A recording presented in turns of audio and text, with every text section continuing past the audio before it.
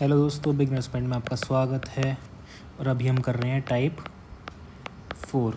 ठीक है, सिंचाई और नहरें।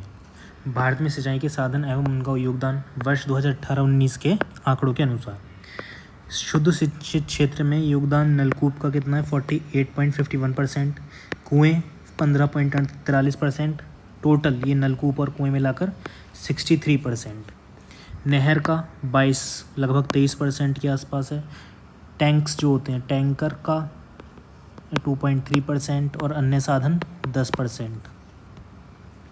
भारत सिंचाई परियोजना का वर्गीकरण। लघु सिंचाई परियोजना और मध्यम सिंचाई परियोजना। लघु सिंचाई परियोजना 2000 हेक्टेयर या उससे कम क्षेत्र की सिंचाई, कुआं, नलकूप, पेप्सन, पंप सेट, तालाब, ड्रिप सिंचाई, स्प्रिंकलर, एनीकट आदि। भारत में कुल 62% सिंचाई क्षेत्रों की आपूर्ति। और मध्यम सिंचाई परियोजना 2000 से अधिक और 10,000 हेक्टेयर से कम क्षेत्रों की सिंचाई। तीसरा है वृहद सिंचाई परियोजना। ये लघु सबसे छोटी होती है, मध्यम फिर थोड़ी सी ज़्यादा और वृहद सबसे बड़ी 10,000 हेक्टेयर या उससे अधिक क्षेत्रों की सिंचाई। नोट, बड़ी एवं मध्यम परियोजनाओं से देश की 38% सिंचाई क्षेत्रों की आपूर्ति होती है। कितनी होती है इन दोनों से? 38%। फरक्का बैराज निर्माण वर्ष 1975। उद्देश्य क्या है? हुगली नदी में सिल्ट जमाव को रोकना। देश में सिंचाई की दृष्टि से स्थान। निवल सिंचित क्षेत्र। कृषि गणना 2015-16। उत्तर प्रदेश, मध्य प्रदेश और राजस्थान। पहला उत्तर प्रदेश, दूसरा मध्य प्रदेश, फिर राजस्थान। गंग नहर निर्माण कब हुआ था? 1927 में। श्री गंगा सिंह बीकानेर के तत्कालीन राजा थे, उन्होंने करवाया था। उद्गम सतलज नदी से फिरोजपुर के निकट हुसैनी वाला से। विशेषता विश्व की सबसे पुरानी एवं विकसित नहर व्यवस्थाओं में से एक। पूर्वी यमुना नहर उद्गम यमुना नदी के बाएं तट से। ताजेवाला वर्तमान यमुनानगर जिला हरियाणा के निकट से। मुख्य नगर नहर की लंबाई 197 किलोमीटर। 1830 ईस्वी पुनरुद्धार के पश्चात प्रथम बार चलित। जुलाई से पानी की कमी, अक्टूबर तक जल आपूर्ति शून्य है। समस्या समाधान हेतु ताजेवाला से लगभग 3 किलोमीटर तक हथनी कुंड बैराज का निर्माण कराया था। फिर दूसरा आ जाता है ऊपरी गंग नहर। निर्माण वर्ष 1842। परियोजना के जनक सर पीटी कॉटले। 8 अप्रैल 1854 नहर से पहली बार पानी की निकासी। उद्गम भीमगोड़ा हरिद्वार नामक स्थान से, गंगा नदी के दाहिने तट से। मुख्य नहर की लंबाई 298 किलोमीटर। नहर प्रणाली की कुल लंबाई 6496 किलोमीटर। इंदिरा गांधी नहर परियोजना शिलान्यास काल मार्च 1958 में। कर्ता गोविंद बल्लभ पंत। उद्गम हरिएक बांध से, पंजाब में सतलज एवं व्यास नदियों के संगम पर स्थित। विशेषता विश्व की सबसे बड़ी नहर परियोजना। लंबाई 649 किलोमीटर। मुख्य नहर 445 किलोमीटर प्लस 204 किलोमीटर फीडर नहर। कृषि गणना 15-16। भारत में निवल बुवाई क्षेत्र लगभग 140.04 मिलियन हेक्टेयर, जिसमें से लगभग 48.73% क्षेत्र पर ही सिंचाई सुविधा उपलब्ध है।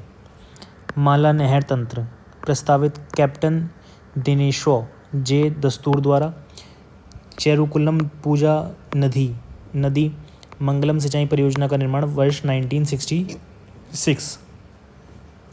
मंगलम की सहायक नदी भरत पूजा की उप सहायक नदी है। निचली गंगा नहर उद्गम स्थल कहाँ से? नरौरा बुलंदशहर की है। योजना की स्वीकृत तिथि 9 नवंबर 1871। प्रथम बार संचालन 1878 ईस्वी में। मुख्य नहर की लंबाई 98.8 किलोमीटर। पूर्व नहर प्रणाली की लंबाई 8278 किलोमीटर। अभिकल्पना 1869 ईस्वी में। जल संभारण प्रबंधन वाटरशेड विकास कार्यक्रम वर्ष 2008। संशोधित समेकित वाटरशेड प्रबंधन कार्यक्रम वर्ष 2009-10 में। एकीकृत किया गया PMKSY के वाटरशेड विकास घटक के रूप में वर्ष 15-16 में। निरंतरता की अनुमति PMKSY 2.0 के रूप में वर्ष 2021 और 26। PMKSY प्रधानमंत्री कृषि सिंचाई योजना। भूजल संसाधनों की दृष्टि से प्रमुख राज्य उत्तर प्रदेश, पंजाब, मध्य प्रदेश, महाराष्ट्र। हरियाली योजना शुभारंभ तिथि 27 जनवरी 2003। करता तत्कालीन प्रधानमंत्री अटल बिहारी वाजपेयी। जल संग्रहण से संबंधित विकास योजना उद्देश्य: देश में जल संभर विकास कार्यक्रम के कार्यान्वयन में वित्तीय और प्रशासनिक रूप से पंचायती राज संस्थाओं का सशक्त बनना। उत्तर प्रदेश में विभिन्न साधनों द्वारा शुद्ध सिंचित क्षेत्रफल का प्रतिशत विवरण 2019 और 20। नलकूप 73.4%, कुआं 8.6%, अन्य साधन 2.3%, टैंक्स 0.6%, नहर 15.1%। बहुउद्देशीय नदी घाटी परियोजना सरदार सरोवर परियोजना निर्माण गुजरात राज्य में नर्मदा नदी पर पूर्ण जलाशय स्तर 138.68 मीटर 455 फीट। लाभान्वित राज्य गुजरात, राजस्थान, महाराष्ट्र एवं मध्य प्रदेश। भांखड़ा नागल बांध निर्माण कार्य वर्ष 1963 में पूरा। सतलुज नदी पर निर्मित जलाशय का नाम गोविंद सागर। कमांड क्षेत्र हिमाचल प्रदेश, पंजाब, हरियाणा एवं राजस्थान में विस्तारित। परीक्षा दृष्टि इंदिरा सागर बांध ओंकेश्वर परियोजना से संबंधित है, नर्मदा नदी से। शहीद चंद्रशेखर आज़ाद जोबट परियोजना का निर्माण किया गया है हथनी नदी पर। महाराष्ट्र के धुले जिले में नर्मदा धारणग्रस्त समिति की स्थापना की थी मेधा पाटकर ने। नर्मदा धारणग्रस्त समिति का नाम बदलकर नर्मदा बचाओ आंदोलन किया गया वर्ष 1989 में। ठीक है, फिर आ जाते हैं महत्वपूर्ण तथ्य। कृष्णा और गोदावरी नदियों के एकीकरण से जुड़ी परियोजना है पट्टी सीमा लिफ्ट सिंचाई परियोजना। पट्टी सीमा लिफ्ट सिंचाई परियोजना को कार्यान्वित किया गया आंध्र प्रदेश सरकार द्वारा। राजस्थान में लूनी की सहायक जवाई नदी से संबंधित परियोजना है जवाई परियोजना। प्रायद्वीपीय भारत में सिंचाई का प्रमुख साधन है तालाब। प्रायद्वीपीय भारत की अधिकांश नदियां हैं मौसमी। देश में सिंचाई के अंतर्गत कुल कृषि क्षेत्र का प्रतिशतांश सर्वाधिक है चंडीगढ़ में। भारत में सर्वाधिक सिंचाई विस्तार प्रतिशत वाला राज्य है पंजाब 99.6%। भारत में नलकूप एवं कुओं से सिंचित अधिकतम क्षेत्र वाला राज्य है उत्तर प्रदेश। दक्षिण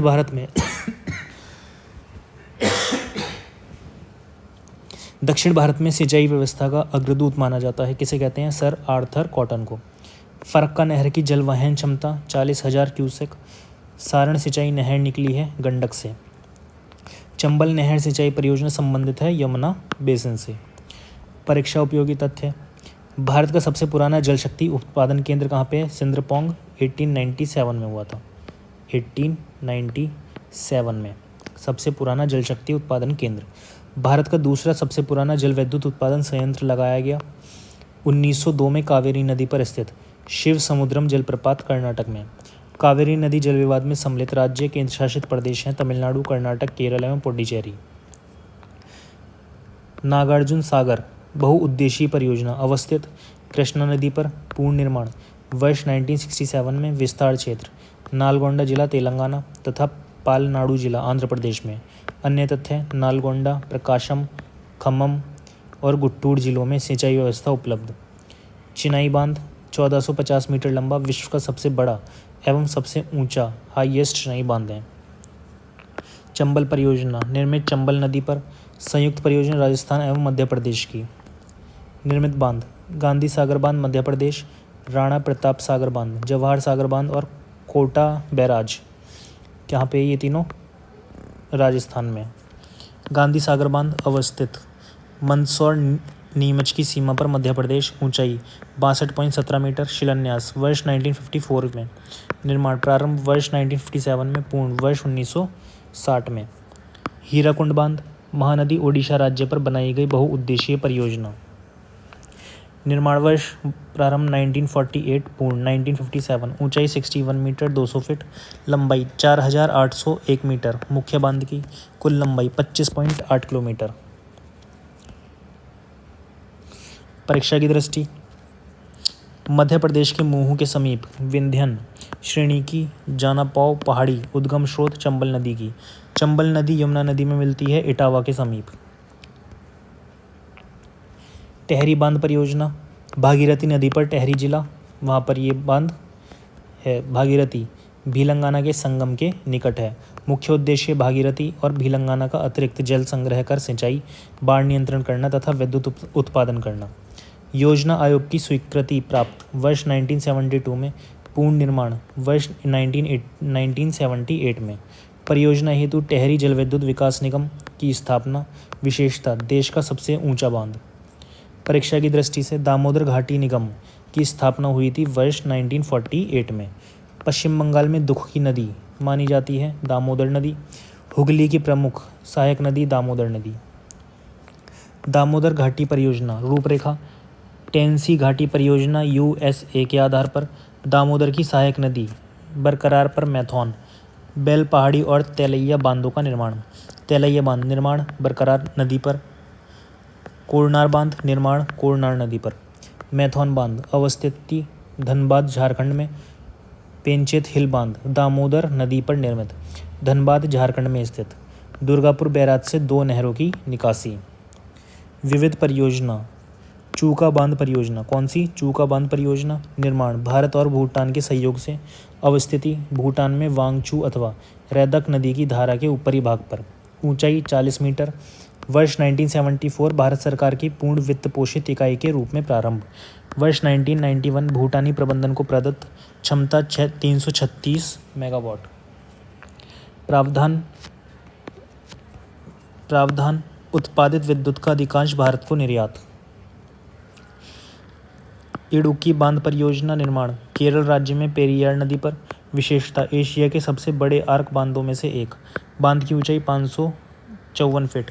अवस्थिति कूरा वनमाला तथा कूरा थीमाला पर्वतों के मध्य है। तेलुगु गंगा परियोजना अवस्थिति आंध्र प्रदेश। पेयजल प्रदत्त तमिलनाडु के चेन्नई नगर को। जलापूर्ति कृष्ण नदी से प्राप्त होता है। संयुक्त परियोजना महाराष्ट्र तमिलनाडु आंध्र प्रदेश और कर्नाटक राज्य की है। ये तपोवन और विष्णुगढ़ जल विद्युत परियोजना उत्तराखंड के चमोली जिले में स्थित है। निर्माण धौली गंगा नदी पर है। ठीक है, और इसके बाद आ जाते हैं पौंग बांध। अवस्थित कहाँ पे है? हिमाचल प्रदेश के दक्षिण पश्चिमी भाग में। कहाँ पे है? दक्षिणी पश्चिमी भाग में हिमाचल प्रदेश के। अन्य नाम व्यास डैम भी कहते हैं। निर्माण व्यास नदी पर है। विशेषता क्या है? बांध की सहायता से महाराणा प्रताप सागर झील का निर्माण। ऊंचाई 133 मीटर। फिर आ जाता है रिहंद परियोजना पीपरी सोनभद्र जिला उत्तर प्रदेश। निर्माण रिहंद नदी पर। बांध की ऊंचाई 91.46 मीटर। बांध की लंबाई 934.45 मीटर। बांध के नीचे ओबरा में 300 मेगावाट क्षमता का जल विद्युत गृह स्थापित है। बांध की पृष्ठभूमि में एक कृत्रिम झील गोविंद बल्लभ पंत सागर का निर्माण। विशेषता उत्तर प्रदेश की सबसे बड़ी परियोजना। अन्य नाम गोविंद बल्लभ पंत सागर परियोजना। उकाई परियोजना गुजरात राज्य की प्रमुख बहुउद्देशीय परियोजना। अवस्थिति उकाई तापी जिला। निर्माण ताप्ती नदी पर 300 मेगावाट निर्मित विद्युत गृह की क्षमता। वभली प्रोजेक्ट गोदावरी नदी से संबंध है। महाराष्ट्र तेलंगाना की एक अंतर्राज्यीय विवादित बांध परियोजना। फिर आ जाते हैं परियोजना संबंधित नदी अवस्थिति विशेषता। मैटूर परियोजना कावेरी नदी तमिलनाडु। मयूराक्षी परियोजना मयूराक्षी नदी पर है। अवस्थिति झारखंड। विशेषता क्या? पश्चिम बंगाल एवं झारखंड दोनों को लाभान्वित करती है। कनाडा मसनजोर बांध का निर्माण होता है। पोचमपादु परियोजना श्री राम सागर परियोजना गोदावरी नदी पर है तेलंगाना में। जायकवाड़ी परियोजना गोदावरी नदी महाराष्ट्र में। कालपोंग जल विद्युत परियोजना कालपोंग नदी पर अंडमान निकोबार द्वीप समूह की प्रथम जल विद्युत परियोजना यही है। फिर कालागढ़ बांध रामगंगा नदी पर उत्तराखंड में।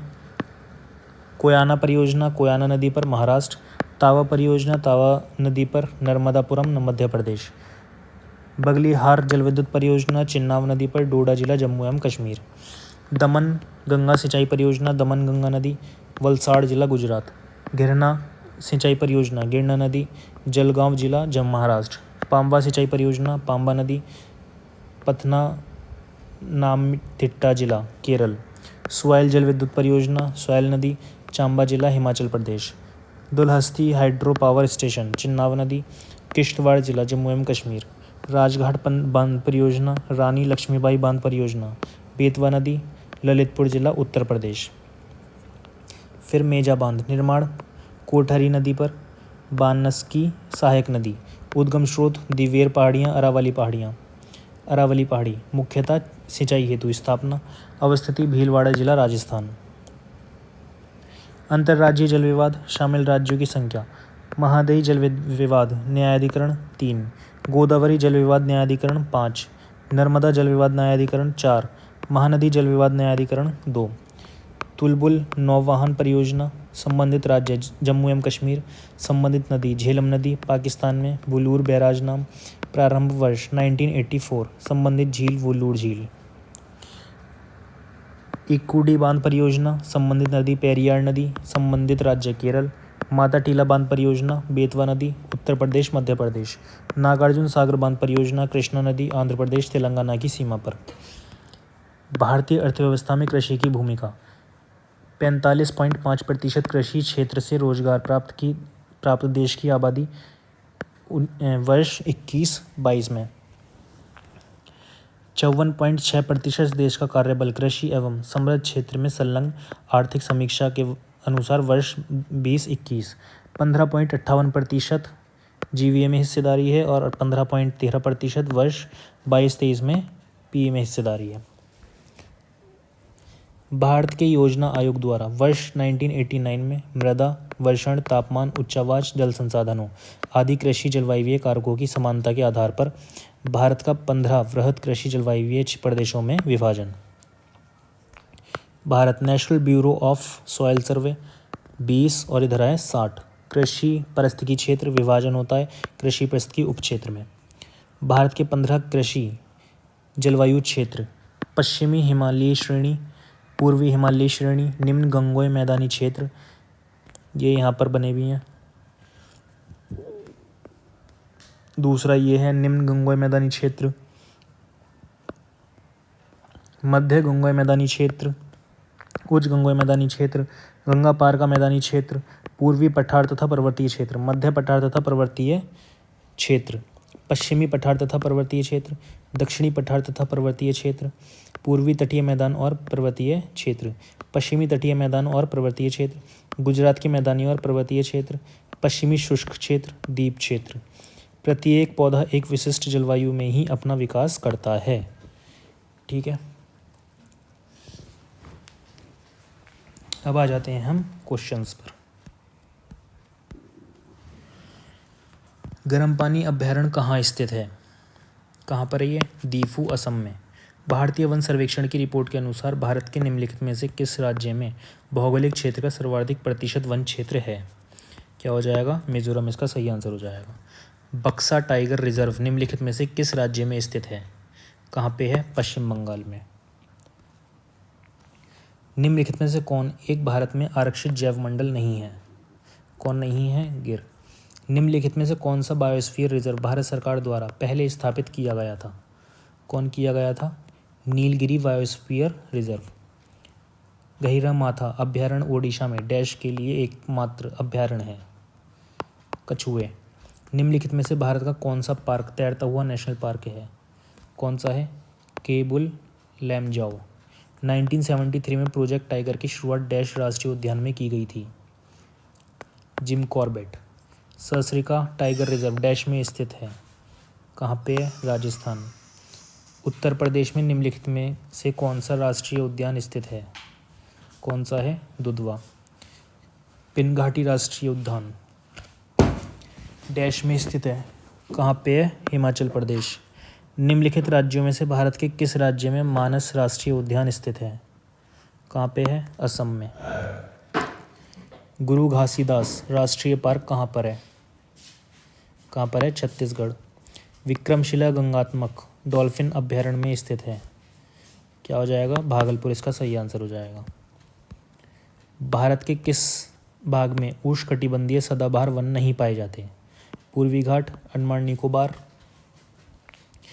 उत्तरी पूर्वी क्षेत्र, पश्चिमी घाट।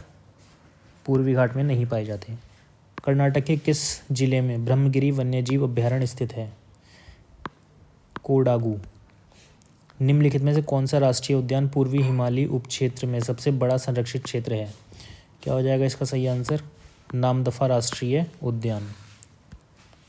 क्षेत्रफल की दृष्टि से भारत में किस राज्य में सबसे अधिक वन क्षेत्र हैं? किस में है? मध्य प्रदेश। निम्नलिखित में से क्या ओडिशा में स्थित नहीं है? क्या नहीं है? सोनितपुर हाथी रिजर्व। शुष्क वन अनुसंधान संस्थान डैश में स्थित है, कहाँ पे है? जोधपुर में। कान्हा राष्ट्रीय उद्यान किस राज्य में स्थित है? मध्य प्रदेश। कोरिंगा एक सुंदर डैश वन है जहाँ गोदावरी बंगाल की खाड़ी के अप्रवाही जल में मिलती है। मैनग्रोव।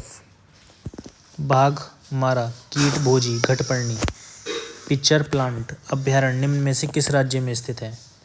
मेघालय इसका सही आंसर हो जाएगा। भारत के किस राज्य में शेषचेलम बायोस्फीयर रिजर्व स्थित है? कहाँ पे है? आंध्र प्रदेश में। दक्षिण भारत का एक जैव विविधता संपन्न क्षेत्र अगुम्बे जहाँ 7640 मिलीमीटर औसत वार्षिक वर्षा होती है किस राज्य में स्थित है? कहाँ पे है? कर्नाटक। चंदन की लकड़ी भारत में किस प्रकार के वनों में पाई जाती है?